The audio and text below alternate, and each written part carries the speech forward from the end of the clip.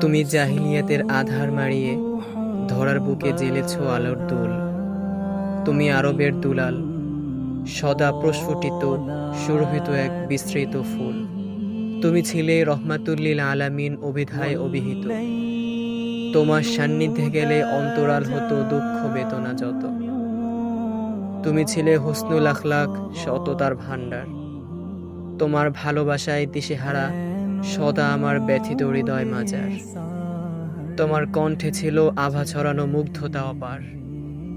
কাফেররাও শুনত কোরআনের তিলাওয়াত হয়ে একাকার। তোমার সৌন্দর্য ছিল অতুল্য, তোমার চেহারা ছিল প্রজ্জ্বল। তোমায় দেখলে হয়ে যেত আড়াল অশান্তিরা আর দুর্বলরা সবল। তুমি পেটে পাথর বেঁধে শত কষ্ট ক্লেশ সহ্য করে করেছ দিন ইসলামকে জয়। তাই তো আজ মুসলিম জাতি কারো কাছে মানে না পরাজয়।